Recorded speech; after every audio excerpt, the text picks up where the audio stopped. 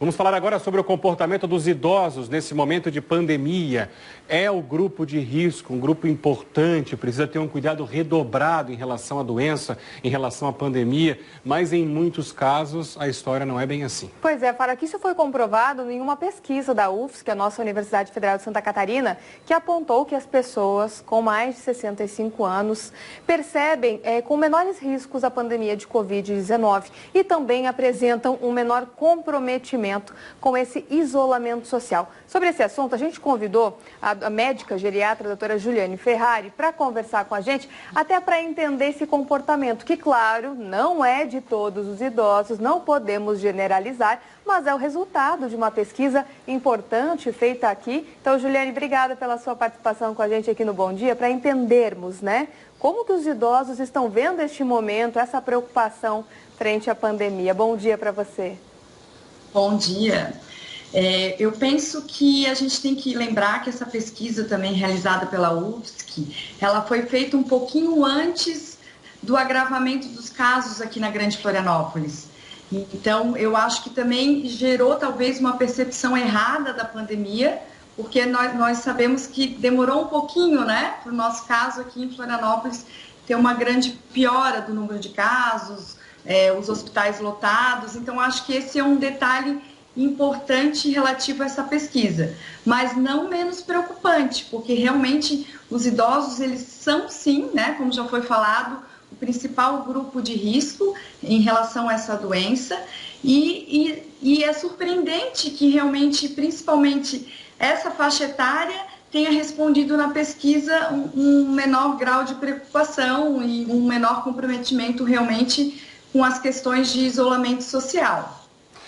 Em relação diretamente a esses números, o resultado da pesquisa, esses números de que não havia ainda um agravamento, ou também um pouquinho daquela mistura de sentimentos e de sensações, já vivi tanta coisa, já vi tanta coisa por aí, vamos em frente, vamos tocar assim mesmo, passa um pouquinho também por isso?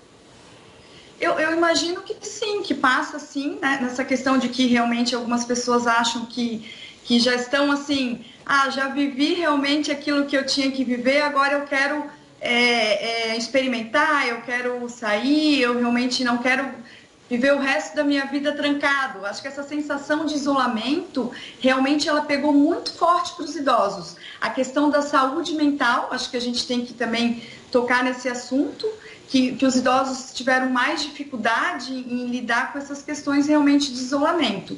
E talvez a não percepção que essa é uma doença que os fatores de risco acabam sendo as doenças crônicas, cardiovasculares, pressão alta, diabetes, obesidade, doenças crônicas, que realmente os idosos são aqueles que mais têm essa doença crônica, mas talvez se focou muito na questão de doenças respiratórias.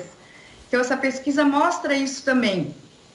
As pessoas estão mais preocupadas, talvez, como se falou tanto que o Covid-19 causa problemas respiratórios, falta de ar, talvez as pessoas achem que só as pessoas que têm essas doenças respiratórias que são realmente os principais fatores de risco para a doença. E isso não é verdade, né? E pelo contrário até. Se sabe que as doenças respiratórias são entre a quinta causa de fatores de risco. Realmente essas outras doenças que eu citei são bem mais importantes e bem mais prevalentes também na nossa população idosa. Juliane, e aí nessa linha do que você vem trazendo para a gente, né, na sua experiência em consultório, você que atende até na rede pública de saúde idosos aqui da capital, você sentiu essa preocupação maior em tratar essas outras doenças crônicas que são muito comuns na rotina dos idosos, mas que nem sempre têm esse cuidado adequado, como você falava, hipertensão, diabetes, colesterol, todas essas que você relatou para a gente. Será que o cuidado a partir de agora vai ser maior com elas também? Olha, infelizmente, na nossa percepção, não. Foi o contrário. Muita gente deixou de nos procurar, tanto no serviço de consultório como no serviço público, né, que eu atendo também. Muitas faltas, realmente muita remarcação de consulta pelo medo. Eu acho que o que gerou muito nesses últimos tempos foi realmente um medo, um pânico, que se a pessoa realmente saísse de casa, ela ia pegar alguma doença, principalmente num ambiente hospitalar ou de exames complementares também, né? Então, eu acho que foi o contrário, atrasou muitas vezes o diagnóstico de muitas doenças, piora de muitos casos crônicos e o descuido com a sua saúde e até a questão até de receitas Sim. também. Pessoas ficaram sem receitas, deixaram de tomar medicamentos, principalmente as pessoas que pegam as receitas pelo SUS. Então, infelizmente, a nossa percepção do dia a dia aconteceu o contrário.